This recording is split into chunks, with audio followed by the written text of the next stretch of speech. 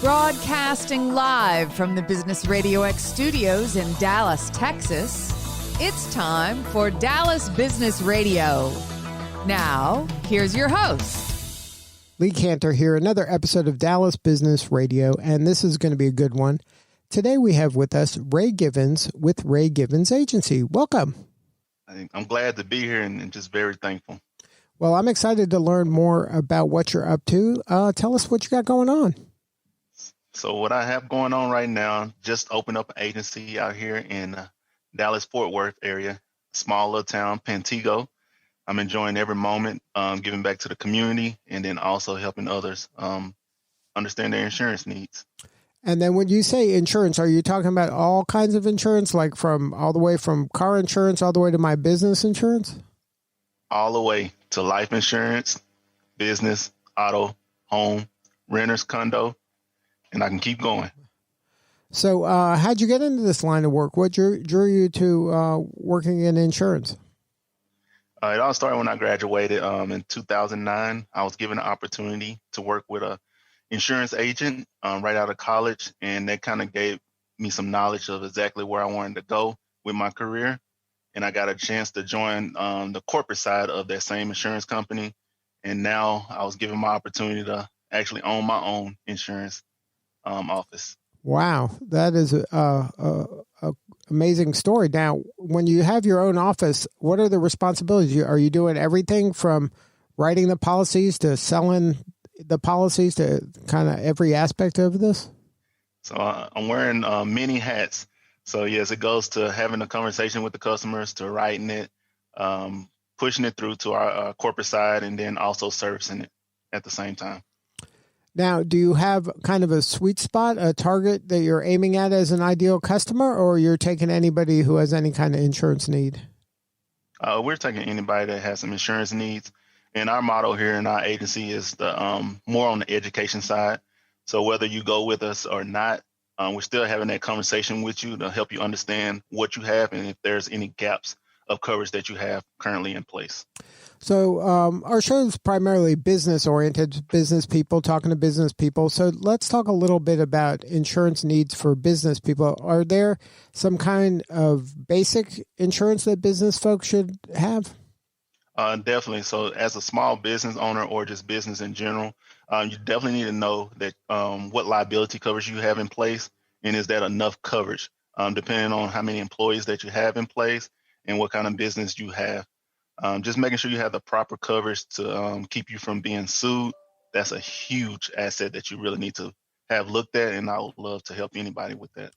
And then is this kind of impact the brand new business owner, or do you find that even kind of some veteran business owners might not have the proper coverage? So yes, I've seen a mixture of veterans, and especially with brand new. Whenever you come into the business world, there's so many things being thrown at you about having a tax ID, having everything in place, but insurance always tend to fall short. So that's something a lot of new business owners, they tend to forget, and just making sure they have everything in place to workers' comp, the liability coverage, and do they need an umbrella, liability umbrella, to also extend their coverage if they have multiple business. So just having those detailed conversations with small business owners is really key and very important. Now, what about if, there's so many people now that are doing entrepreneurial things, like they could be doing things from like driving for one of those food delivery places. Do they need special insurance, like when it's their car and they're doing that kind of work? So just like with the Uber Eats, those we have special coverage built into our personal auto, where we can extend liability coverage for those type of business. And not only that, there's a lot of business being done via home now due to the pandemic. You still need additional coverage for that, as well as whenever you're doing any cost of goods getting shipped, just making sure that you have coverage in place for that as well. Now, when you're working with business owners, how do you kind of help them, educate them when it comes to the life insurance component of, because their business is kind of their main income in a lot of cases? Yeah, just helping them understand, how is this business going to continue to run if you're not here? And if there's partnerships, how does that work if one of the partners become ill and no longer able to be in that business.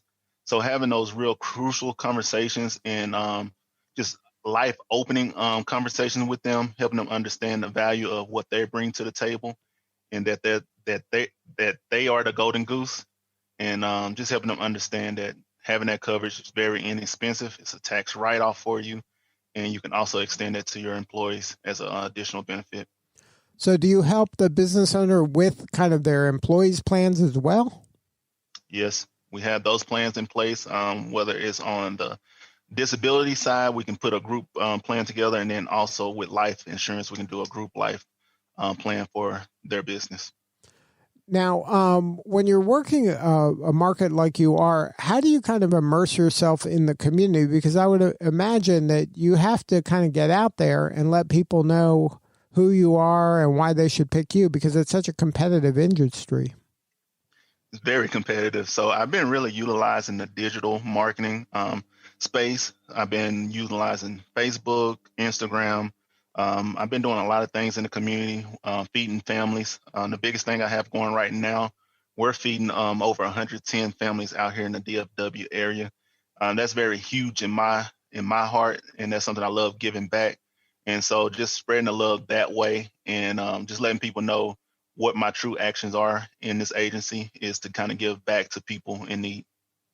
Now, how did you work with your clients that were kind of impacted by the pandemic and there was so much distress? How did you kind of step up to help them kind of work their way through this crisis? So the biggest thing is for everyone during these times is really just listening to our customers, understanding, kind of what they're doing and what they're going through. We made calls here in our office just to see how they're doing. How are they handling this pandemic? And then also if they had any questions as far as bills, the company I work for, we did great strides of helping those customers out during those times. And we was able to keep a lot of business with people out of business. So just speaking to those volumes, we did a lot on that end. Now, when you're working with customers, do you see some common mistakes that they make that you're like, man, I wish they wouldn't have done that? I want to say all the time, but no, there's a lot of cases. A lot of people think just having the state liability limits is good enough just to kind of get around. You open yourself up to a lot of liability claims. You open up claims to your assets, to your personal assets, and also to your generating of income. They can also get after that as well. Now, do you help folks with maybe they have older kids that are approaching maybe 26 and they're kind of off their parents' insurance? Can you help them navigate that for their kid? Those are some of our best customers especially we've been having them and having the kids grow up, start getting their policies. And then when they get of age, they can split off to their own individual policies. The good thing about that, they get to carry over all those credits when they were on their parents' policy. Now to their individual policy, and that way they get great rates straight off the bat whenever they start their own individual plans. Now, what has been the most rewarding part for you when it comes to kind of running your own show? I say it have to be the biggest thing is teaching my team how to have those conversations with customers. Customers coming in and thanking me for going over coverages with their prior carrier, and just helping them understand exactly what they have instead of just throwing a price out there with them, and just educating them on how to utilize if something happened in the insurance need. And what's for you the most rewarding part of the job? Because it is a tough job. Like you said, you're wearing many hats.